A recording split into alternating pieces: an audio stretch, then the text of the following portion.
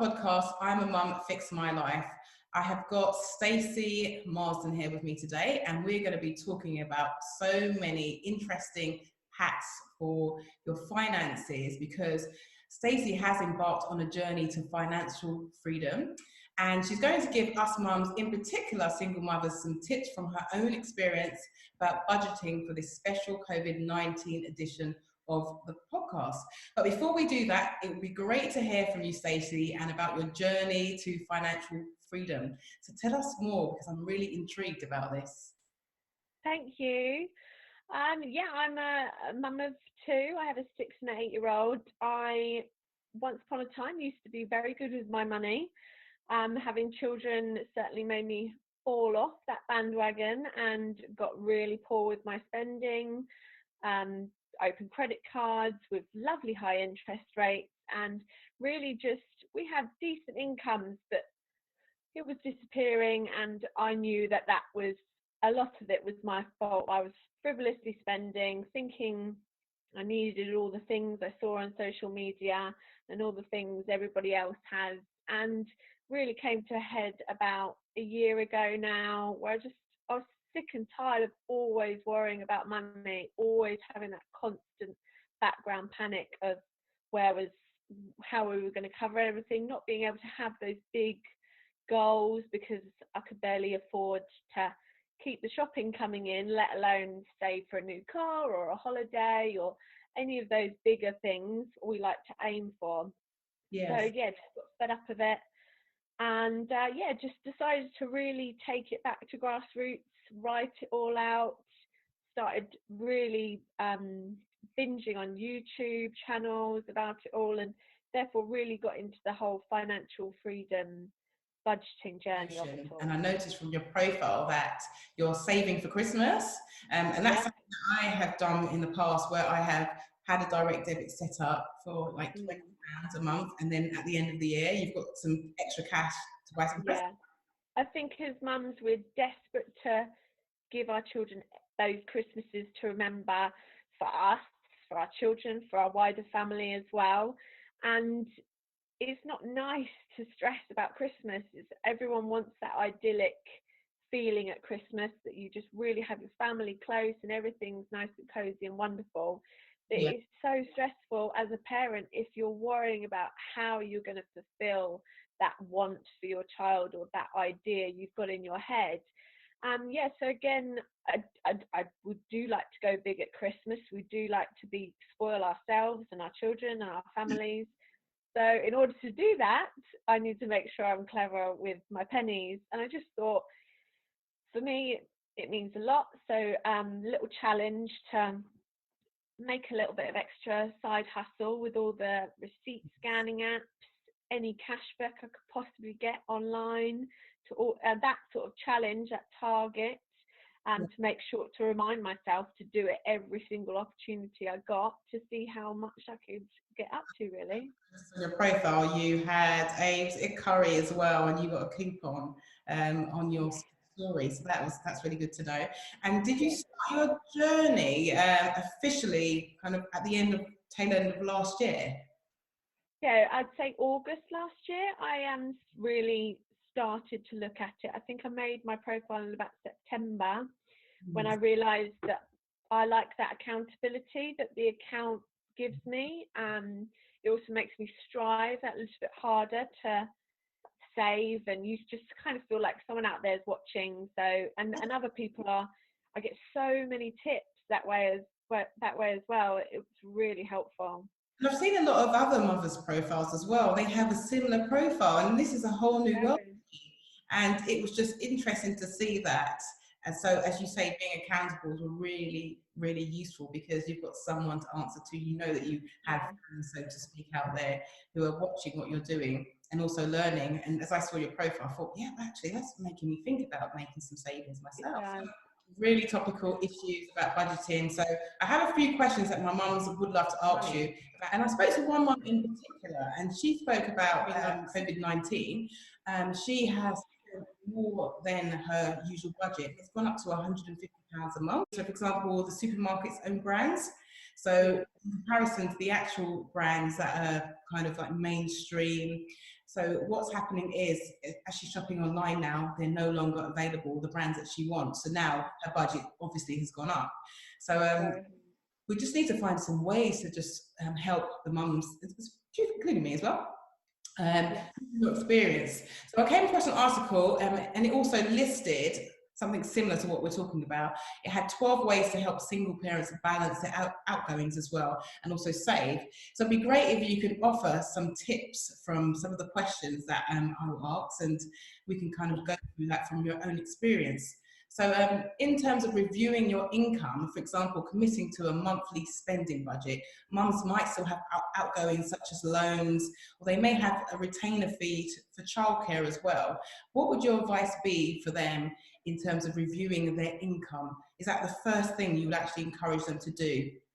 Yeah, definitely. I think one of the things that really helped me is obviously writing it down on paper. I found everyone's different with this, but I found that writing on an Excel spreadsheet or writing in the notes section on my phone didn't make it sink in so much. So finding that way that really makes your spending and the money that you have or don't have tangible is very helpful. So for me, it was going back to pen and paper, writing down what I had to spend and every time I spent. And within that, also dividing up my bank account. So a lot of bank accounts now allow you to open multiple little savings pots that are very easy access with switching money in and out of them. So being able to divvy my money out and name that pot, for example, I don't know, food or bills or the kids' savings, clothing, being able to put my money out of my main current account and pull it where I wanted it to go and not just get spent or taken out. And that's really helped me because I thrive off of seeing my money grow, even if it's in tiny little amounts. I want to keep that certain little amount there and not see it disappear on something that I'm not thinking consciously about spending. And also, So making spending tangible in whatever way works for you. yes, and as you mentioned that on my bank account, I have a cycle of how much I spend. So I've got an idea of how much is going to come out at a certain amount of time and how much needs to be in the account. So that's really useful. And as you say, I have another account where I can look at allocating spend to bills. So it's always good. And one thing I also use is go to the bank and print off all of my direct debits. And I also had an Excel sheet, and that really made me think about how much I've been spending. But I'm going to actually try that out again because I've lost my way slightly. So I'm going to go back to after this conversation. Lockdown's not easy with spending because it feels very survival mode, doesn't it? And I've had to also really try to work out new ways of tracking my spending because we don't want to be handling cash. Because once upon a time I would have said cash envelopes, but during this we don't want to be handling a lot of cash. So new ways of looking at it. Then you've also touched on it again, creating that monthly spend budget as well, for example. What about avoiding late fees as well? That's a useful thing as well for parents to also realise, because you get that interest if you've got credit cards and things like that. My only question on that one is, what if you're not making enough to pay those bills? Like, what can you actually do? Like, what do you do? So that is really hard. I'd say the best thing I've found for quick, not is semi-regular money is some of these survey apps. Yes. They can pay out very small amounts quickly into your PayPal or directly into your account. One of the best ones I've found so far is Vox Pop Me, which I've very quickly built up £10 maybe every week or so, and that can help you to build. If you then pull that back into your current account, I'm still trying to build it myself, is building a current account buffer, which is something I've heard from a lot of people. It's something I'm trying to do myself, is always having £50, let's say, in there, just in case there is a bill that's slightly higher than you thought it would be, just in case there is a fee you forgot about. That pulls out of that rather than pushing you into the red. But I think with reminders, in terms for reminding us to pay our bills on time, I found it very helpful to have a calendar, 1 month calendar printout, and I will list my bill dates on there and highlight them.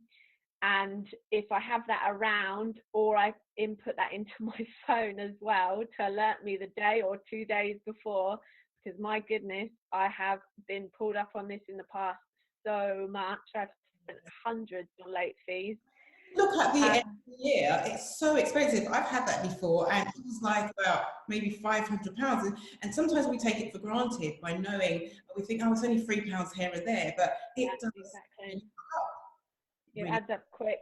And I think the bet, if you do get a late fee and it is amongst your first times, or it's not a regular thing, the best thing you can do is to jump on the phone. Sometimes, especially for single parents, single mums, that companies can be understanding. Not everyone will be, and not everyone's nice. But it is worth a phone call just to find out if you can get that late fee refunded. That can really help. They can be understanding at times. Not everyone is, but they can be, and it's worth a phone call just in case. And they also have the disclaimers, most of the banks or the organisations, whether they're utility companies, they do have a special helpline or email address. They always have that facility. And we seem to have skipped through all of the questions so far. So we're up to halfway now. So we spoke about coupons. What about comparing prices online?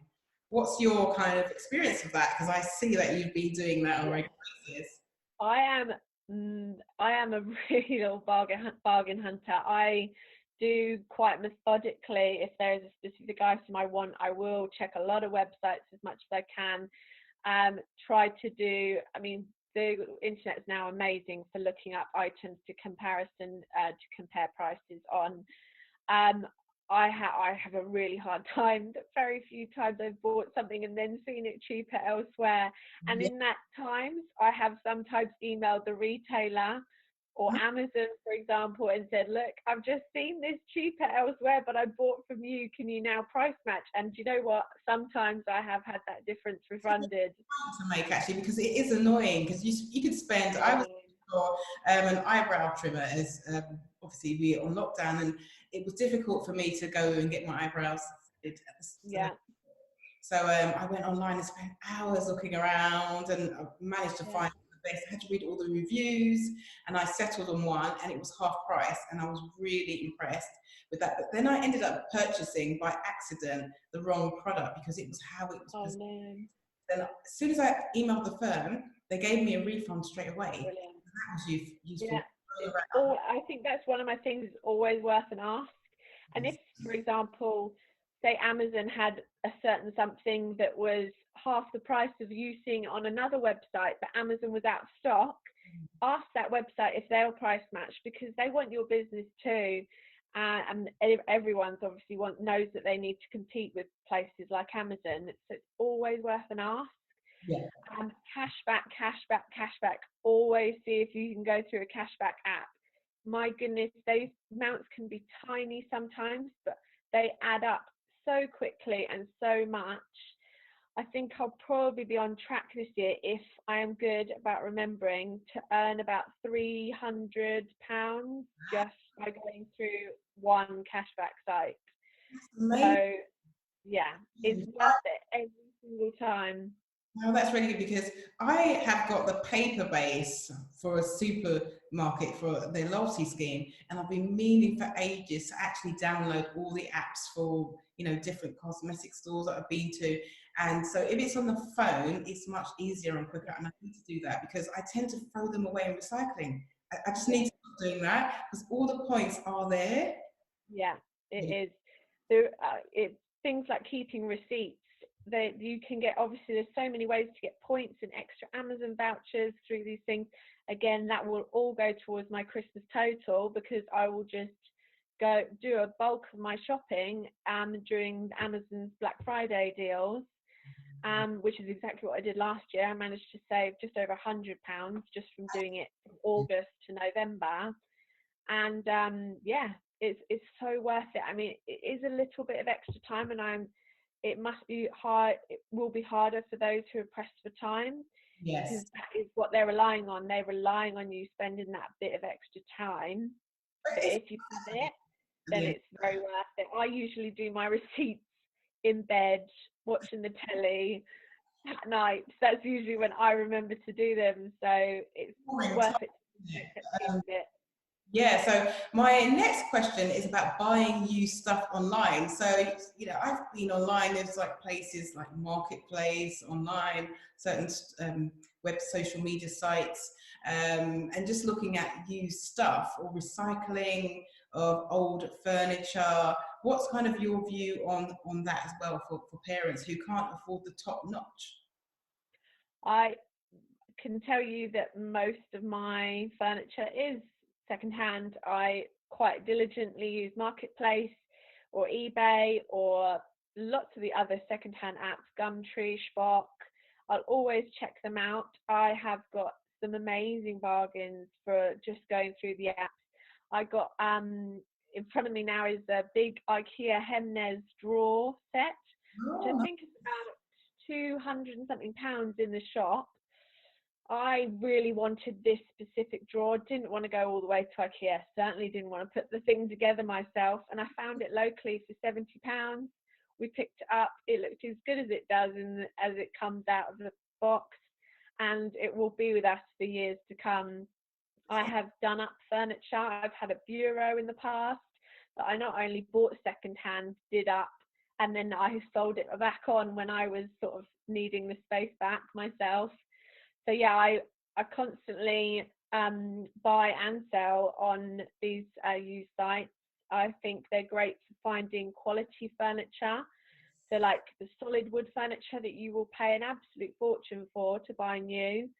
I have got quite a lot of those pieces and either painted them or, just really gone to town and put some love back into them. And they'll be pieces we keep for a very long time for now. and refreshing them, as you say, because a lot of people buying products or furniture, they actually may not even be using them, and they're Yeah, not damaged, and there is a stigma. Oh no, I can't buy that because it's second hand. But it's like you buy a exactly. car, and then as soon as you drive it off the forecourt, that's it. It drops. The price drops in value. So it's the Exactly. same thing, and so long as it's clean, there's always ways of saving money.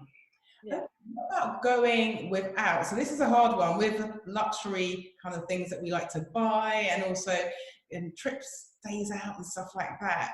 Like, what's the best option? Because it's hard to say to children, "I can't give you this." At times, it can be heartbreaking. But it's just saying no. Like, how have you dealt with that as well? With things that are not very important, just luxury items. Yeah, I think I have been in the past very guilty of spending too much on days out and expecting or believing that my children expected a certain level. And my goodness, I started to learn it before lockdown, but if there was ever a time to learn it, it's lockdown.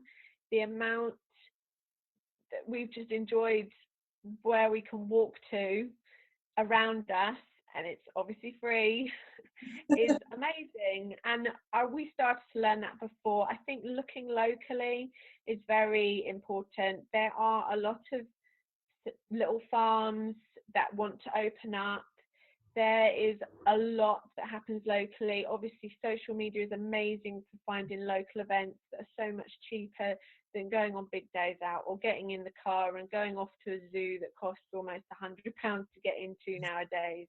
There are, but again, if and when you do want to do these big days out, I've taught my children that literally we do big days out when mummy's club card points allow us to buy the tickets. So to be honest, if they don't know any different, they are just waiting for mummy's club card points to get up so that we can buy those tickets. And that's how they see buying the tickets. We're lucky that we're close to London, so before lockdown but after lockdown, we're fortunately only a train ride away, and therefore the train is the only thing I'm spending on. We pack our lunch, we go to museums, we go to Hamleys for the spectacle, or if you have any pocket money, there's no big toy purchase there. Those places are, you know, they're an attraction in themselves, and that's kind of what I want to teach my children, that London, or any of these days out, is not about going to go buy, it's about going and what can we see. And that, I think I was guilty of always thinking that they had to have a physical something to take away from days out. It's more of an experience for them rather than, as you're saying, going away with something physical. So that is really useful for them. And you're also teaching them skills for life about saving and understanding that everything that you see that you shouldn't always buy. And then it makes them think about making savings and understanding what's valuable and what isn't valuable. We've touched on all the subjects about having savings and transferring money automatically from one account to the other, enrolling in loyalty schemes as well, planning your meals. That's really useful because someone asked a question about that. But also about doubling up and cooking and freezing food for a later day. Is that something that you try as well with planning your meals for the family? Yeah, I have learned a lot about this recently. I got into, I'm not die hard this, but I got into the zero food waste movement. Okay. Which I'm not religious about, but I do not like to throw food away. That is money I have spent that I am therefore putting in the bin. So I learnt a lot on that, and one of my biggest tips, I suppose, from the let's use up what we have and not waste what we do have, would be to save and freeze as much as possible, because a lot more can be frozen than we think, I think, especially if we are happy to save those leftover ingredients, say cheese, say cream, in our cooking next time. So if you think, for example, I had some Stilton that I wasn't going to use before its date. So I thought, if I just chop it up, freeze it, and then I can make it a broccoli and Stilton risotto at a later date with it. Because I'm not going to defrost that and try and spread it on a cracker, it will still taste perfectly beautiful in the risotto. The other thing would be any veggie scraps. So parts of a pepper, if half a pepper goes bad, I'll chop up the other pepper and freeze it. We find it really hard to use a whole carton of mushrooms. So I'll also just chop those up, and they also go in the freezer. And then I batch cook. It's called 7 veg pasta sauce. This is how I stopped buying any pasta sauce whatsoever.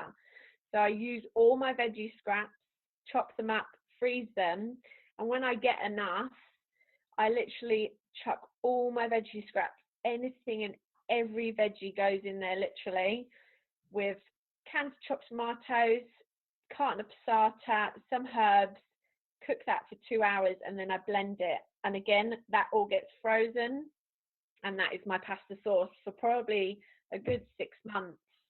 And it's been really, really, kids love it. The kids have no idea how many vegetables I've chucked in there. There's at least 7 different vegetables in this sauce. Obviously, it saved me money. And I'm not buying, obviously some of those pasta sauces are amazing and lovely, but we don't know what's hidden in them. And I'm no health guru when it comes to food eating, but at the same time, if I can save money and it be healthier, then I'm all for it. No, I totally agree on that. And I do like pasta sauces, but I've started to make my own bread now. I would say that's I need to try that. That's really nice. And I do like a kind of like a stew. So I've made like pure vegetables with the potatoes, I think, in just really nice and simmered down. And that just cooks really quickly. I've even got some like to save for lunch as well, and to freeze, as you said, because you may overcook, even taking it to work as well. So that's I have fend for yourself days. So I don't like to cook from scratch every single day. So we generally have at least one, if not two, fend for yourself days a week, which is basically you look in the freezer, you look in the fridge for leftovers, and that's what we're eating. We're using That's a good one. anything and everything that's left. And do you know what? Sometimes they're the kids' favourite days Oh, that's because they know they might have some leftover chicken and mummy might have a few potato waffles at the back of the freezer. They might get random stuff, still perfectly healthy, still perfectly good for a dinner or two. And I am making a meal or two out of nothing yeah. because we're just eating out what we have. Oh, that's amazing. Spend for yourself days. I think I'm going to try that myself. I do like the fact that you've got 2 days. Yes, it has to, or it probably, yeah, definitely ends up being two, especially when before all this, you're on your weekly timetable. It can be so busy. You just have to be like, right, what is in the fridge? Let's have it. Let's go for it. Well, we Yeah. have covered everything, including packed lunches and days out. So thanks for joining me, Stacey. You're such an inspiration. I really feel inspired to start saving and getting that spreadsheet out again. I'm definitely going to do. This helps me keep on track and motivate myself, like going forward. So if any mums are in need of any advice, there's also a range of resources which we've also discussed already, such as gov.uk or the Citizens Advice Bureau as well, if they are feeling like they can't cope and they need any advice or support, and there's family and friends as well. And that's something useful that I would like to end on. So these are like really inspiring kind of tips that we can then impart to other parents, and in particular single mums as well. So thank you so much for sharing your experience with me, Stacey. Thank you. I've loved it. Really enjoyed it.